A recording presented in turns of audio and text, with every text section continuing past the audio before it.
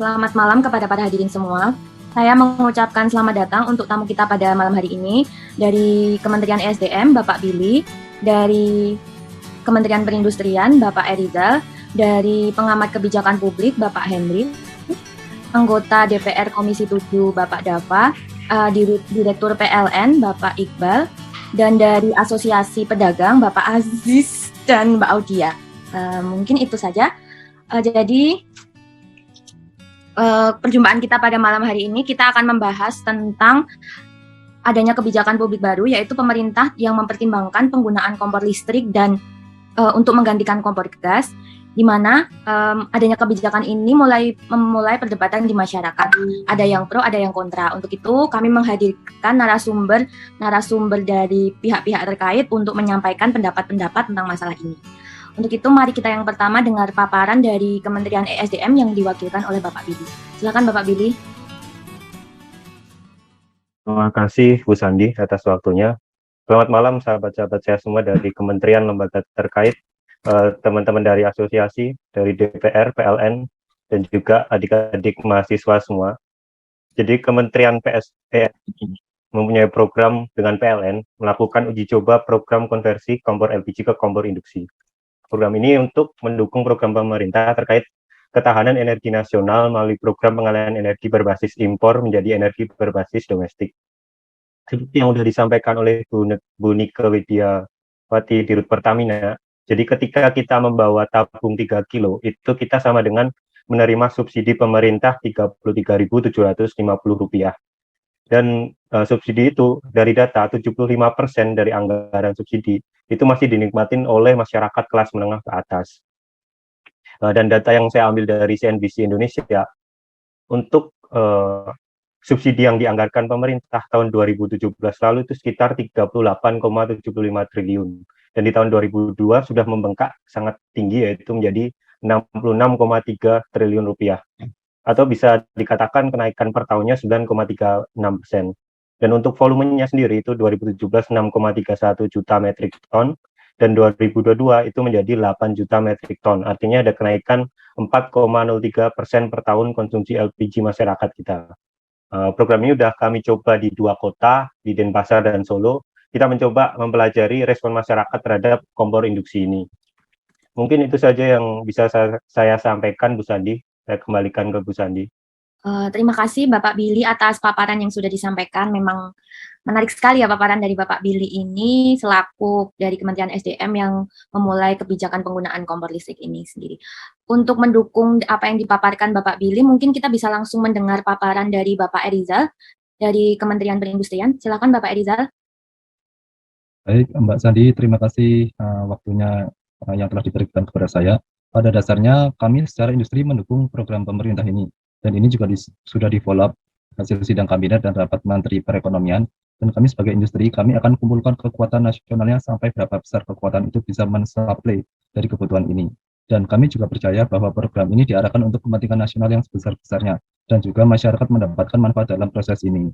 Dan tentunya di dalam proses pelaksanaan implementasinya tentunya, karena tujuannya mengganti, jangan sampai ada double. Artinya, orang yang menggunakan kompor industri, tetapi juga menggunakan kompor gas. Jadi teknisnya ketika kompor induksi dipasang PLN, maka kompor LPG harus diambil. Jadi masyarakat juga harus diedukasi agar bisa merubah kebiasaannya, karena tujuannya untuk mengurangi beban subsidi.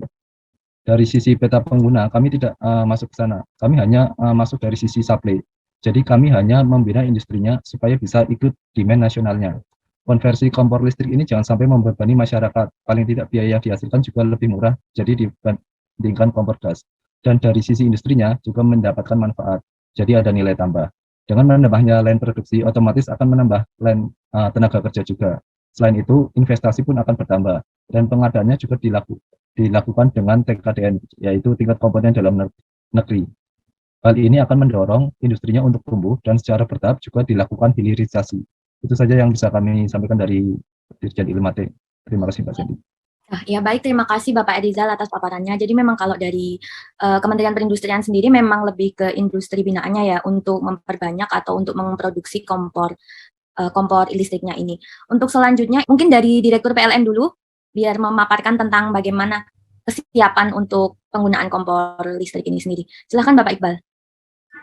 Terima kasih Ibu Moderator. Selamat malam Bapak Ibu semua, perwakilan dari DPR, kementerian-kementerian terkait, lapisan masyarakat dan anggota asosiasi, dan juga selamat malam pada adik-adik mahasiswa. Oke, pada prinsipnya kami akan mendukung kebijakan pemerintah, terutama dalam rangka penguatan sektor energi. PLN akan mendampingi keluarga penerima manfaat atau KPM ketika melakukan peralihan dari kompor gas ke kompor listrik. Untuk masalah-masalah teknis misalnya saja, apakah KPM yang memiliki voltase rumah sebesar 450 atau 900 voltase ampere bisa menggunakan kompor industri, ini akan kami bantu. Akan kami bantu dengan melakukan penyediaan layanan jalur khusus untuk kompor listrik sehingga berbeda jalurnya dari daya awal rumahnya. Lalu dukungan infrastruktur yang dimiliki PLN juga akan siap dengan tambahan beban akibat adanya konversi kompor gas ke kompor listrik. Utilisasi dari pembangkit listrik PLN saat ini belum mencapai 100% ketika saat peak hour atau saat malam hari. Karena itu, kami siap untuk menjalankan kebijakan dan menghasilkan energi listrik yang berkualitas. Kami juga berkomitmen dan akan berusaha untuk menjaga penyediaan listrik secara 24 jam dan menghindari blackout itu terjadi. Akhir kata, PLN akan tetap membutuhkan masukan-masukan dari semua pihak yang terlibat agar kebijakan ini tetap tepat sasaran dan membantu meningkatkan kesejahteraan masyarakat Indonesia. Itu saja, Ibu Moderator, paparan dari saya. Terima kasih. Wassalamualaikum warahmatullahi wabarakatuh. Terima kasih Bapak Iqbal atas paparannya. Mungkin dari PLN mengatakan siap ya untuk mensuplai listriknya sendiri, pasokan listrik sendiri. Kan dari tadi kita udah mendengar nih dari paparan Kementerian SDM, Kementerian Perindustrian, dan PLN yang pro terhadap penggunaan kompor listrik dan siap nih. Untuk itu mari kita coba dengar dari tanggapan dari masyarakat ya. Mungkin bisa Ibu Komang memberikan tanggapan. Monggo tanggapannya silahkan. Selamat malam, saya akan coba menanggapi untuk dari sisi masyarakatnya. Dari kami sendiri ada masalah di bagian listriknya sendiri di rumah, Mbak. Jadi kami masih sering mengalami listrik mati, sehingga yang kami takutkan ketika ini benar-benar dijalankan 100% gitu ya, kita nggak bakal bisa untuk masak itu dengan baik gitu. Karena dari saya sendiri, selain sebagai ibu rumah tangga, saya juga kadangkala usaha-usaha kecil, usaha makanan gitu Mbak. Jadi takutnya malah mengganggu usaha saya tersebut. Kemudian dari penggunaan kompor listrik sendiri yang tadi sudah disebutkan bahwa kompor listrik akan menggunakan watt 1000 watt ya. Padahal dari kami sendiri kebanyakan rata-rata itu menggunakan di rumah 1300 watt gitu. Takutnya malah kami nggak bakal bisa menggunakan kompor listrik ini dengan baik gitu. Kemudian saya juga coba lihat review-review dari teman-teman bahwa ternyata dengan penggunaan kompor listrik ini ada pengurangan biaya 40.000 dibandingkan dengan menggunakan kompor gas gitu. Tetapi kami juga dengar-dengar kabar gitu ya bahwa biaya listrik untuk pelanggan rumah tangga di atas 3.500 watt itu ada kenaikan per Juli atau Juni gitu ya. Sehingga kami takutkan ketika ini benar-benar diaplikasikan, kami kesulitan ketika nanti listrik mungkin naik gitu. Jadi sama aja gitu. Dari Ibu Komang, mohon maaf. Ya, terima kasih ya Bu. Karena memang keterbatasan waktu, saya potong di sini. Memang kalau dari masyarakat belum setuju ya. Mungkin kita langsung saja dengar dari pendapat Asosiasi Pedagang. Silakan Bapak Aziz. Baik, terima kasih Bu Sandi atas waktunya. Selamat malam teman-teman sekalian. Kami sebagai perwakilan dari Asosiasi Pedagang Warung Tegal dan Kaki Lima bermaksud untuk menyampaikan kurang lebih halnya poinnya adalah senada dengan yang telah disampaikan sebelumnya, bahwa laporan Badan Pusat Statistik atau BPS itu mencatat bahwa persentase penduduk miskin di Indonesia itu sebesar 9,54% per Maret 2022. Hal ini setara dengan 26,16 juta orang penduduk miskin di Indonesia. Bagi kami, hal tersebut, yang dalam hal ini adalah konversi ke kompor induksi tersebut justru membawa kerugian. Pasalnya, penggunaan kompor induksi akan merepotkan masyarakat yang terbiasa memasak dengan cepat dan butuh suhu tinggi.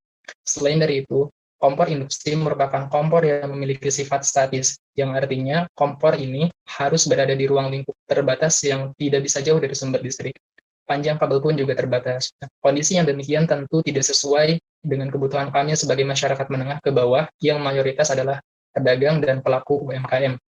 Kompor induksi, jika akan dipindah itu cukup sulit bagi kami, terlebih bagi penerima yang sehari-harinya itu berjualan keliling.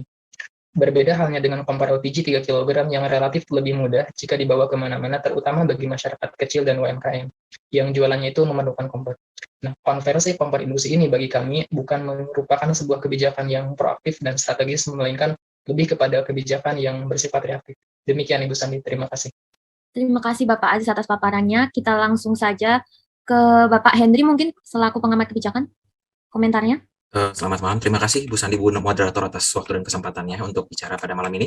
Dari data-data yang saya sudah baca juga, menurut saya itu program konversi dari kompor LPG ini ke kompor induksi perlu dikaji lebih dalam lagi, terutama untuk cost benefitnya, karena di sini kan kita yang orientasinya adalah untuk menguntungkan masyarakat, dan bukan hanya masyarakat kelas atas saja, namun juga seluruh lapisan masyarakat. Infrastrukturnya perlu disiapkan, dan modifikasi daya di rumah masyarakat juga diperlukan, karena dalam penggunaannya membutuhkan daya sekitar 1000 volt ampere atau 1000 watt, meskipun sudah banyak beredar kompor induksi dengan daya yang cukup rendah dengan berbagai macam brand gitu, yang bisa diatur dari 100 hingga 600 volt ampere atau 100 sampai 600 watt. Dan jika memang dipandang perlu dan serius, program konversi ini perlu disusun regulasinya, baik atas perintah Presiden ataupun inisiatif dari kementerian atau lembaga terkait.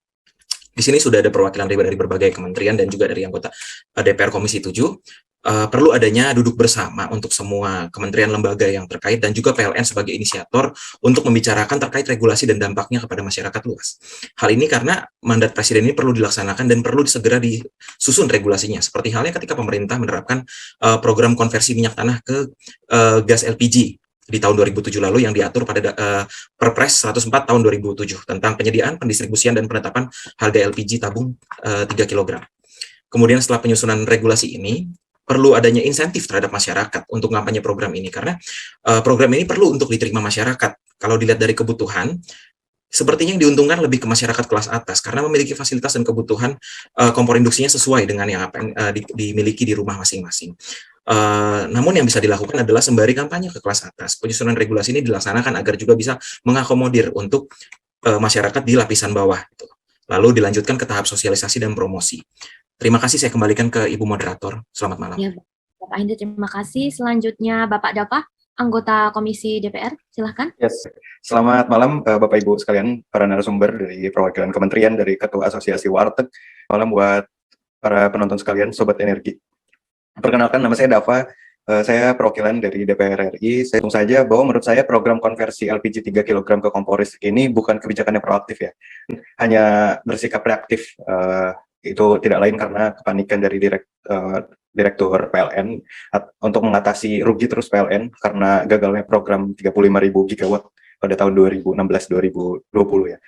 Nah, yang kemudian gagalnya program ini mengorbankan masyarakat kecil. Saya banyak bertemu warga, semua hampir tidak setuju dengan program ini. Ketika program ini datang ke keluarga PKH, harus mengupgrade listrik mereka dari 450 menjadi 1.300 mungkin atau 2.200 jika program pemerintah memberikan kompor listrik yang 1.800 watt.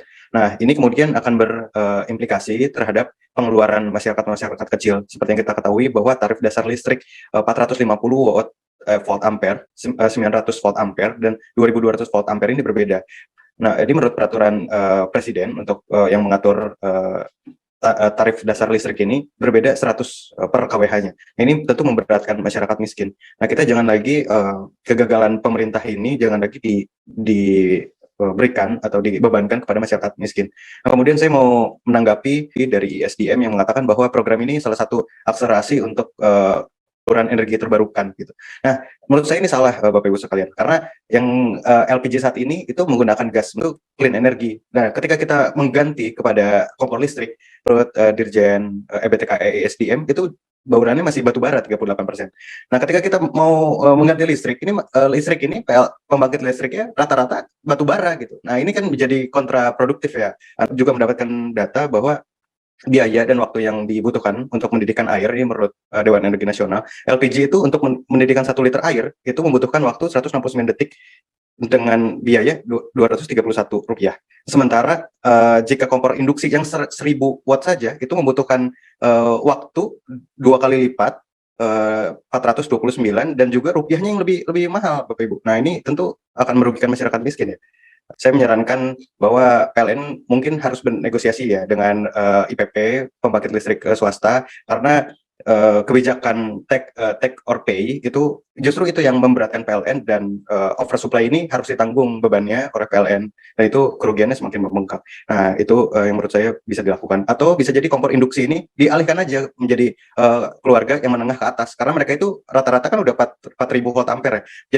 Jadi pemerintah itu nggak perlu kasih subsidi lagi untuk instalasi saluran baru. Mungkin ini kebijakan yang lebih prudent menurut saya. Terima kasih Pak Bu Sandi, Bu Moderator. Terima kasih ya Bapak Dava. Ini memang sepertinya anggota DPR yang sangat peduli dengan rakyatnya ya, sangat mengerti rasanya rakyat kecil ya Bapak Dava ya. Semoga Tentu, Bu. selalu bisa membela rakyat kecil. Untuk selanjutnya kita langsung dengar pendapat dari mahasiswa selaku bisa dibilang juga pengawal birokrasi mungkin. Mungkin bisa dari Mas Ilham atau Mbak Dii akan disampaikan pendapatnya. Baik, terima kasih Bu Sandi selaku moderator. Selamat malam Bapak Ibu semuanya. Kalau dari kami, pemerintah itu sebaiknya tidak terburu-buru dengan kebijakan substitusi kompor gas menjadi kompor listrik ini ya. Inflasi Indonesia di bulan Juli saja sudah mencapai 4,94%. Lalu minggu lalu suku bunga Bank Indonesia juga naik 50 basis poin atau 0,5%. Jadi biaya cicilan rumah itu pasti akan naik ya nantinya. Kemudian harga Pertalite pada awal bulan juga naik dari 7.650 per liter menjadi Rp10.000 per liter atau sudah 30% sendiri. Jadi mohon untuk tidak membebani masyarakat kembali harus beralih dari kompor listrik yang butuh daya besar. Karena satu kompor saja itu sudah 1.000 watt sendiri. Kalau 2 kompor sudah 2.000 watt. Nah itu tapi bisa saja sih menurunkan daya kompornya, tapi kan masakan akan jadi lebih lama matangnya. Membeli kompor listrik itu berarti sama dengan menambah daya listrik rumah. Nah, saya sudah mencoba simulasi biaya di aplikasi PLN Mobile. Itu saya contohkan di Semarang saja, menaikkan dari 450 VA ke 1.300 VA itu butuh biaya Rp969.350 atau hampir Rp1.000.000 sendiri. Lalu dari tarif dasar listrik sendiri juga ada perbedaan untuk rumah tangga yang 1.300 VA dan yang 900 VA. Tentu lebih mahal yang 1.300 VA. Nah, pemerintah seharusnya memikirkan juga jalan keluar mengenai hal ini. Jangan sampai pemerintah membebani masyarakat lebih jauh dan menyusahkan masyarakat. Sekian dari saya, terima kasih. Baik, Mbak Dii, mungkin ada tanggapan tambahan? Silakan. Iya Mbak, terima kasih ya Bu atas kesempatannya. Selamat malam Bapak-Bapak dan Ibu-Ibu. Saya juga ingin setuju dan menambahkan dari rekan saya, kalau kebijakan ini terlalu terburu-buru dan memaksa rakyat, Bapak Ibu sekalian.